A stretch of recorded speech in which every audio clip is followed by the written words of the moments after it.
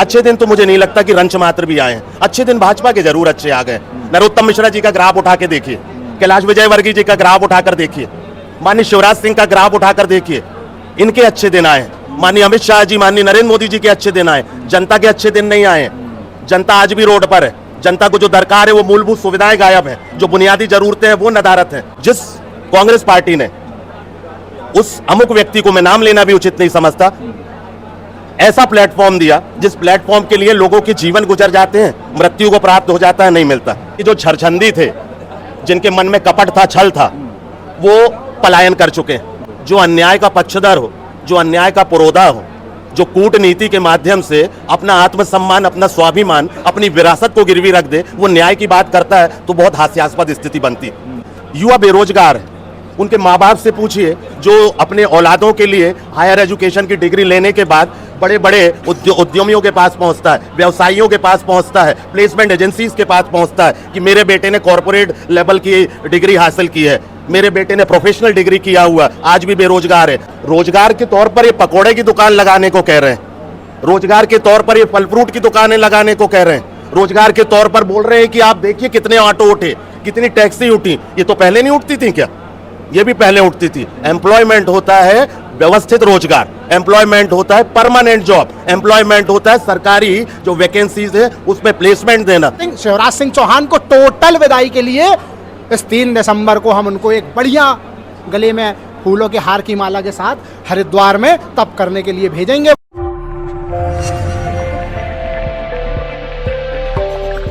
नमस्कार, इस वक्त मौजूद है मध्य प्रदेश में और ये मध्य प्रदेश का जबलपुर डिस्ट्रिक्ट है। हमारे साथ कुछ लोग हैं, इनसे बातचीत करेंगे कि 2023 में इस बार आखिर मध्य प्रदेश में क्या होने वाला है। कमल खिलेगा या कमलनाथ आएंगे? क्योंकि ये कांग्रेस कार्यालय उद्घाटन में पहुंचे कांग्रेस के कार्यकर्ता हैं। 2018 की बात करें तो कांग्रेस की सरकार बन गई थी, लेकिन तोड़ फोड़ के भाजपा ने फिर सरकार बना ली। इस बार कांग्रेस की क्या रणनीति है? तमाम योजनाओं की घोषणा की गई, वहीं दूसरी तरफ भी कांग्रेस की तरफ से कहें या कमलनाथ की तरफ से कहें, तमाम योजनाओं का ऐलान किया गया है। हालांकि पिछले कुछ राज्यों के रिजल्ट की बात करें तो कांग्रेस कहीं ना कहीं मजबूत नजर आ रही है, लेकिन धरातल पर क्या है जनता सबसे अच्छे से बताएगी। इसलिए हम पहुंचे हैं मध्य प्रदेश में, हमारा चुनावी सफर जारी है। कुछ लोग इन्हीं से बातचीत करेंगे। क्या लग रहा है? सीधा सवाल होगा कि मध्य प्रदेश में बार कमल या कमलनाथ? देखिए, एक शब्द होता है वर्ण और एक शब्द होता है हरण। जब जनता ने मध्य प्रदेश में 2018 में कमलनाथ जी के रूप में मौजूदा सरकार का वर्ण किया, परंतु कुछ साजिश के तहत और छल के साथ और छरछंद के साथ कमलनाथ जी की सरकार का मुख्यमंत्री जो मौजूदा है उन्होंने हरण कर लिया। लेकिन इन पिछले 3.5 पौने 4 सालों में जिस प्रकार से जनता के साथ त्राहिमाम हुआ है, जिस प्रकार के साथ आदिवासियों के साथ अत्याचार हुआ है, ओबीसी वर्ग को उपेक्षित किया गया है, जो युवा बेरोजगार है उसका पलायन हुआ है, तादाद लाखों में बढ़ी है, 2 लाख प्रति साल रोजगार देने का वादा किया था।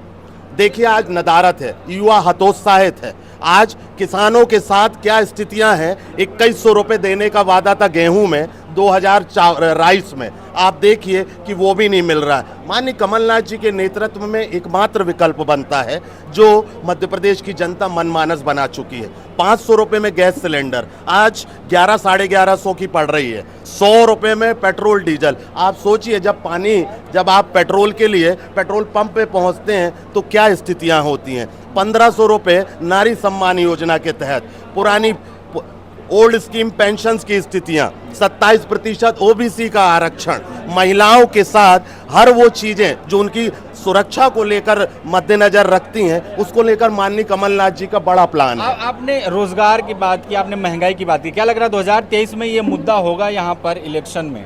देखिए 100% मुद्दा होगा, क्योंकि तमाम ऐसे मुद्दे हैं जो हावी हो जाते हैं। 100% बात करें तो राष्ट्रवाद का मुद्दा, हिंदू मुस्लिम का मुद्दा, अयोध्या राम मंदिर का मुद्दा, ऐसे मुद्दे आ जाते हैं जहां पर ये बुनियादी मुद्दे छिप जाते हैं। देखिए ये बरगलाने के लिए भारतीय जनता पार्टी धर्म को आड़े ला रही है।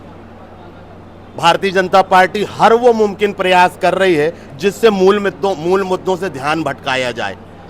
युवा बेरोजगार है, उनके माँ बाप से पूछिए जो अपने औलादों के लिए हायर एजुकेशन की डिग्री लेने के बाद बड़े बड़े उद्यमियों के पास पहुंचता है, व्यवसायियों के पास पहुंचता है, प्लेसमेंट एजेंसीज के पास पहुंचता है कि मेरे बेटे ने कॉरपोरेट लेवल की डिग्री हासिल की है, मेरे बेटे ने प्रोफेशनल डिग्री किया हुआ, आज भी बेरोजगार है, हमें लोन की दरकार है।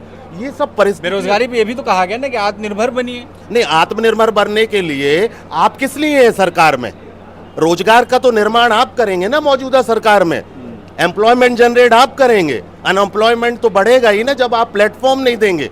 आप इतनी बड़ी इन्वेस्टर मीट करते हैं, एक आध श्वेत पत्र क्यों नहीं जारी कर देते कि हमने कितनों को रोजगार दिया, कितने नए उद्योग लगाए, नई इंडस्ट्रीज डेवलप करी, प्लेसमेंट एजेंसीज के थ्रू कितने को जॉब प्लेसमेंट दिलवाया? ये मुद्दा क्यों नहीं श्वेत पत्र के जरिए जारी करती मध्य प्रदेश सरकार? ये तो भारतीय जनता पार्टी केंद्रीय मंत्री स्मृति ईरानी, उन्होंने कहा 58% युवाओं को नौकरी मिली है। रोजगार के तौर पर ये पकौड़े की दुकान लगाने को कह रहे हैं, रोजगार के तौर पर ये फल फ्रूट की दुकानें लगाने को कह रहे हैं, रोजगार के तौर पर बोल रहे हैं कि आप देखिए कितने ऑटो उठे, कितनी टैक्सी उठी। ये तो पहले नहीं उठती थी क्या?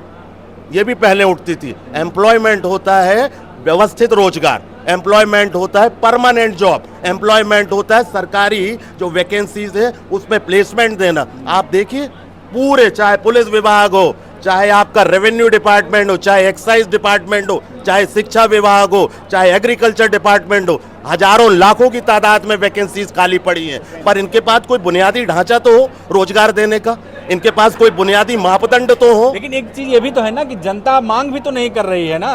जनता तो कुछ ऐसे मुद्दों में खुश है, वो चाह रहे हैं अगर राम मंदिर पे वोट मांगा जा रहा है उस पर भी दिया जा रहा है, राष्ट्रवाद पे वोट मांगा जा रहा है उस पर भी दिया जा रहा है, तो जनता भी तो कहीं ना कहीं दोषी है। नहीं, जनता कहीं दोषी नहीं है, जनता मासूम है, जनता भावनाओं का महत्व देती है। भारत भाव प्रधान देश है। भारत के लोग मध्य प्रदेश के विशेषकर, चूंकि आप मध्य प्रदेश के संदर्भ में बात कर रहे हैं, मध्य प्रदेश की जनता जो है एक उम्मीद भरी नजर से देख रही है। माननीय कमलनाथ जी के नेतृत्व में मौजूदा समय में मध्य प्रदेश में कांग्रेस की सरकार आ रही। जिस प्रकार से आप देखिएगा आने वाला जो समय दस्तक दे रहा है, हर वर्ग हो, चाहे वो युवा हो, चाहे महिलाएं हैं, चाहे किसान हो, चाहे उद्यमी हो, चाहे शासकीय सेवारत व्यक्ति हो, हर वो वर्ग जो एक मध्य प्रदेश को विकसित प्रदेश के रूप में देखना चाहता है, मध्य प्रदेश को मेट्रो जो स्टेट से उसकी नज़र में देखना चाहता है, टियर 1 प्रदेश के रूप में देखना चाहता है, हर उस व्यक्ति की पसंद मध्य प्रदेश में माननीय कमलनाथ जी के मुख्यमंत्री के बतौर है। 2018 की तरह तो फिर नहीं कुछ हो जाएगा। 2018 में भी आपकी सरकार बनी, 1 साल चली, उसके बाद फिर देखिए जो छरछंदी थे, जिनके मन में कपट था, छल था, वो पलायन कर चुके हैं और आज उनकी स्थितियां भी आपके समक्ष हैं। उनको हक नहीं मिला, न्याय नहीं किया गया, कांग्रेस ने उनको जो हक होना चाहिए दिया नहीं था, इस वजह से चले गए, मजबूर हो। जो अन्याय का पक्षधर हो, जो अन्याय का पुरोधा हो, जो कूटनीति के माध्यम से अपना आत्मसम्मान, अपना स्वाभिमान, अपनी विरासत को गिरवी रख दे, वो न्याय की बात करता है तो बहुत हास्यास्पद स्थिति बनती। जिस कांग्रेस पार्टी ने उस अमुक व्यक्ति को, मैं नाम लेना भी उचित नहीं समझता, ऐसा प्लेटफॉर्म दिया जिस प्लेटफॉर्म के लिए लोगों के जीवन गुजर जाते हैं, मृत्यु को प्राप्त हो जाता है, नहीं मिलता। आपकी अभिलाषा, आपकी महत्वाकांक्षा तो जायज है, पर जब आप अति महत्वाकांक्षी हो जाते हो, अति आत्म ज्ञान के जरिए अपने आप को सुपीरियर साबित करने में लग जाते हो, श्रेष्ठ होना अच्छी बात है, पर मैं ही सर्वश्रेष्ठ हूँ, ये कहीं ना कहीं अपने आप में अपने आप को भ्रम में रखने के मान है। अच्छे दिन आए कि नहीं मध्य प्रदेश वालों के? अच्छे दिन तो मुझे नहीं लगता कि रंच मात्र भी आए हैं। अच्छे दिन भाजपा के जरूर अच्छे आ गए।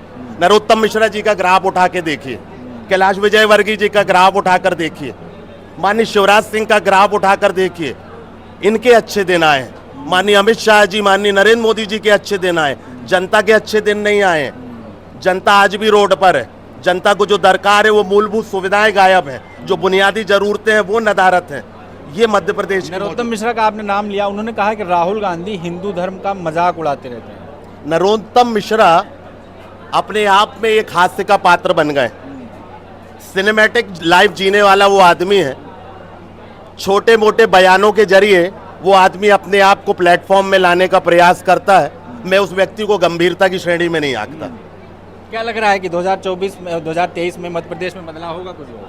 बिल्कुल बदलाव होगा और माननीय कमलनाथ जी की सरकार पूर्ण बहुमत से बनने जा रही है। हम लोग कम से कम 160 के ऊपर 60+ सीट जीतने जा रहे हैं। मोदी जी का मैजिक नहीं चल रहा है यहाँ पर? मोदी जी का कोई मैजिक नहीं चलेगा और मोदी जी का कभी कोई मैजिक था भी नहीं, हम ये मानते हैं। हाँ नहीं, कभी नहीं। सरकार है किस तरह से कह रहे हैं गरीबों के मसीहा हैं, गरीबों के लिए दिन रात काम करते हैं मोदी जी।